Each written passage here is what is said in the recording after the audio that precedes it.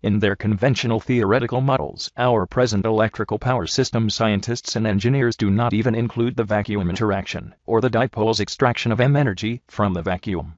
They simply ignore and do not model what is really powering every electrical system they build. Consequently, we reiterate that our electrical scientists have never even discovered how an electromagnetic circuit is powered, although it has been discovered and known for nearly 50 years in particle physics.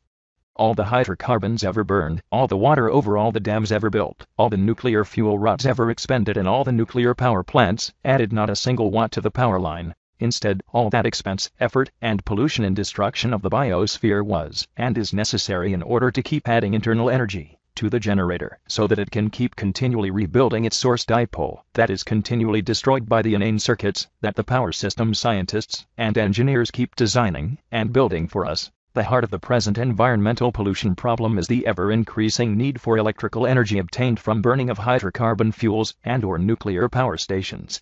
The increasing production of electrical power to fill the rising needs increasingly pollutes the environment, including the populace itself, lungs, bodies, etc. Almost every species on Earth is affected. Environmental pollution includes pollution of the soil, fresh and salt water, and the atmosphere by a variety of waste products. Under present procedures, the electrical energy problem is exacerbated by decreasing available oil supplies, with projected declines from now on. But really, the electrical energy problem is due to the scientific community's adamant defense and use of electrical power system models and theories that are 136 years old in their very foundations. These models and theories are riddled with errors and non sequiturs and seriously flawed. The scientific community has not even recognized the problem, much less the solution. In fact, it does not even intend to recognize the problem, even though the basis for it has been known in particle physics for nearly 50 years. As Bunge put it some decades ago, it is not usually acknowledged that electrodynamics, both classical and quantum, are in a sad state. The scientific community has done little to correct that fundamental problem since Bunge made his rise statement. Let us put it very simply, the most modern theory today is modern gauge field theory. In that theory, freedom of gauge is assumed from the get-go. Applied to electrodynamics, this means, as all electrodynamicists have assumed for the last century or longer, that the potential energy of an EM system can be freely changed at will. In other words, in theory it costs nothing at all to increase the EM energy collected in a system. This is merely changing the voltage, which does not require power. In other words, we can excite the system with excess energy, actually taken from the vacuum, at will, for free. And the best science of the day agrees with that statement. It also follows that we can freely change the excitation energy again, at will. In short, we can dissipate that excess energy freely and at will, without cost. Well, this means that we are free, by the laws of nature, physics, thermodynamics, and gauge field theory, to dissipate that free excess potential energy in an external load, thus doing free work. Since none of the systems our energy scientists and engineers build for us are doing that, it follows a priori that the fault lies entirely in their own system design and building. It does not lie in any prohibition by nature or the laws of physics. A priori then, the present COP-1 performance of our electrical power systems is a monstrosity, and the direct fault of our scientists and engineers. We cannot blame the laws of nature or the laws of physics. The present energy crisis then is due totally to that conspiracy of ignorance we referred to. It is maintained by the scientific community today, and it has been maintained by it for more than 100 years. This is the real situation that the environmentalists must become aware of if they are to see the correct path into which their energies and efforts should be directed to solve both the energy crisis and the problem of gigantic pollution of the biosphere. As a result, the environmental community has failed to grasp the technical reason for the energy crisis and the increasing pollution of the biosphere. They have been deceived and manipulated into thinking that conventional organized science is giving them the very best technical advice possible on electrical power systems. The environmentalists have been, and are further deceived into believing that the conventional scientific community is advocating and performing the best possible scientific studies and developments for trying to solve the energy crisis. Of major importance, the environmental community itself has been deceived as to the exact nature of the energy flow in and around a circuit, the vastness of the unaccounted energy flow, or even that any of the energy flow is deliberately unaccounted, and the fact that this present but unaccounted EM energy flow can be intercepted and captured for use in powering loads and developing self-powering systems. Worst of all, the environmental community has been deceived as to what powers every electrical load and EM circuit. They have been deceived into believing that burning all those hydrocarbons, using those nuclear fuel rods, building those dams and windmills, and putting out solar cell arrays are necessary, and the best that can be done. In short, they have been smoothly diverted from solving the very problem, the problem of the increasing pollution and destruction of the biosphere they are striving to rectify. However, their continued demonstrations in the street demonstrate that many environmentalists now suspect that much of the world's continued policy of the rich get richer and the poor get poorer in international trade agreements are deliberately planned and implemented. They perceive the implementation to the advantage of a favored financial class and the exploitation of the poorer laboring classes in disadvantaged nations. So we do not have an energy problem, per se, we have an unwitting conspiracy of scientific ignorance problem. We have a scientific mindset problem, scientific negligence, and electromagnetics dogma of epic proportions. I refer to this as an unwitting conspiracy of ignorance. Because of its bias, our electrical scientific community also strongly resists updating the 136-year-old electrodynamics foundations even though much of it is known to be seriously flawed and even incorrect. Arthur C. Clarke expressed it succinctly for our more modern scientific community, as follows. If the quantum fluctuations of vacuum can be tapped, the impact upon our civilization will be incalculable.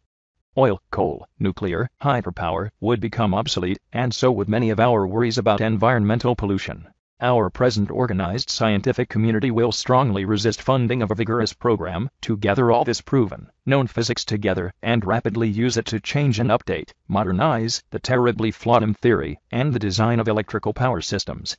Most scientists attempting to do this research have had to proceed on their own. If we wish to survive, government will have to directly force the scientific community to do the job, over careers and dead bodies so to speak, if necessary.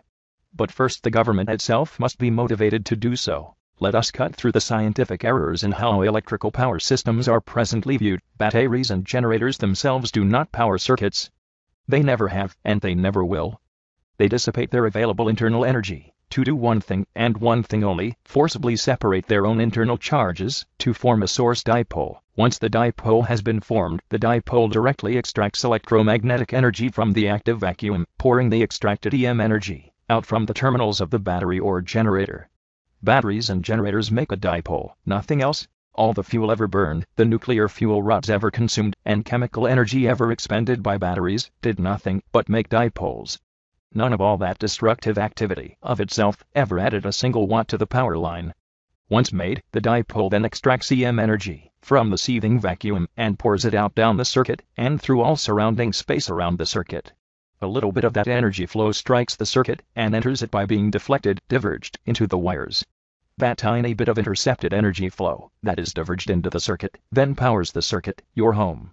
All the rest of that huge energy flow around the circuit just roars on off into deep space and is wasted. Only the tiny bit of the energy flow that is actually diverged into the wires is used to power the circuit and the loads. All the rest of the enormous energy flow present and available outside the circuit is just ignored and wasted. A nominal 1-watt generator, for example, is actually one whose external circuit can catch only 1 watt of its output. The generator's actual total output, in the great flow which fills all space around the external circuit and is not intercepted and used, is something on the order of 10 trillion watts. Here is the most inane thing of all. Precisely half of the small amount of energy that is actually caught by the circuit is used to destroy the dipole. That half of the intercepted energy does not power the load, nor does it power losses in the external circuit.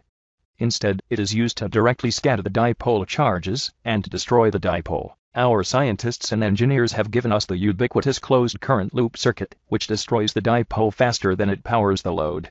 In short, the scientists and engineers design and build only those electrical power systems that continuously commit suicide by continuously destroying the source dipole that is extracting the vacuum energy and emitting it out along the circuit to power everything in the first place. So now, we have the real picture. Every electrical load ever powered, and every load powered today, has been, and is powered by electromagnetic energy extracted directly from the seething vacuum by the source dipole in the generator or battery. However, our scientists and engineers design and build electrical power systems that only intercept and use a tiny fraction of the vast electromagnetic energy flow available. They also only design and build systems that destroy their source dipole faster than they power their loads. If one does not destroy the dipole, once it is made, it will continue to freely extract copious electromagnetic energy flow from the vacuum indefinitely, pouring out a stupendous flow of EM energy. For free. This is what freaked out J.P. Morgan when he pulled Tesla's funding, saying, "Where's the meter? Or how can I make money on free electricity?" The energy problem is not due to the inability to produce copious EM energy flows at will, as much as one wishes, anywhere, anytime.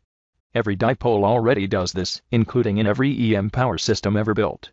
The energy problem is due to the complete failure to intercept and utilize more of the vast energy flows made available by the common dipole, and doing so without using the present inanely designed circuits. These circuits use half their collected energy to destroy the dipole, that is extracting the energy flow from the vacuum in the first place.